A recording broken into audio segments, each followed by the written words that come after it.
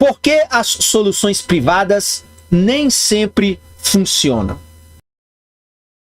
Apesar da lógica convincente do teorema de Coase, os agentes econômicos privados por si sós muitas vezes são incapazes de solucionar os problemas causados por externalidades. Por quê?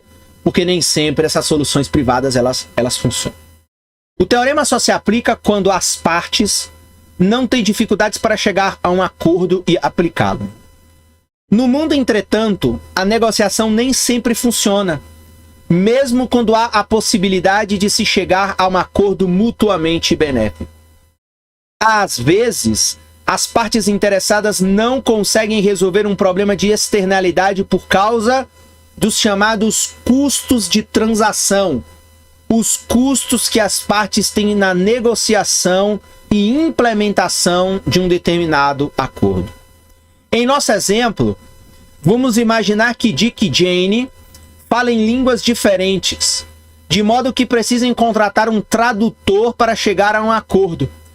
Se o benefício de resolver o problema dos latidos for menor que o custo do tradutor, eles poderão optar por deixar o problema sem solução. Em exemplos mais realistas, os custos de transação não são as despesas com o tradutor, mas com os advogados necessários para redigir e aplicar os contratos. Em outras ocasiões, as negociações simplesmente fracassam.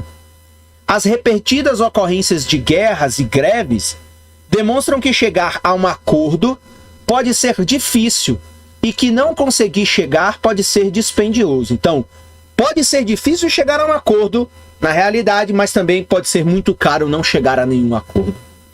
O problema é que as partes muitas vezes resistem e ficam à espera de um melhor acordo para si. Suponhamos, por exemplo, que Dick receba um benefício de $500 por ter o cachorro e Jane esteja sujeita a um custo de 800 por causa dos latidos. Embora seja eficiente para ela pagar a Dick, para que ele se livre do animal, são muitos os preços que poderiam levar a esse resultado.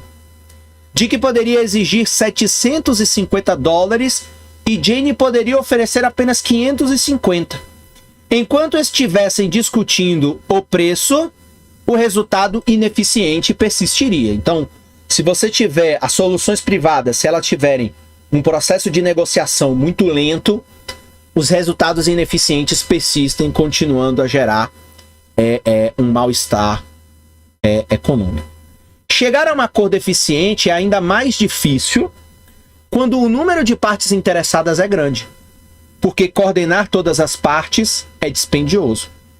Veja, chegar a um acordo eficiente quando você tem um conjunto grande de pessoas é mais difícil ainda porque você tem coordenação. Então, uma coisa é uma negociação de 2 pessoas, outra coisa é a negociação entre 50 pessoas.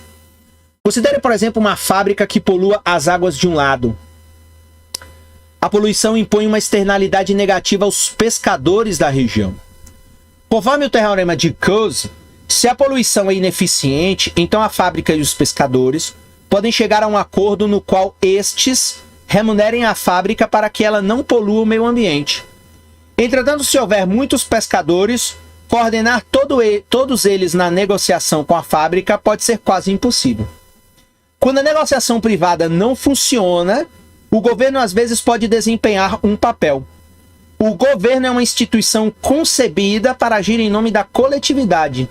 Nesse exemplo, o governo lá pode agir em nome dos pescadores, porque é pouco prático para estes agir em seu próprio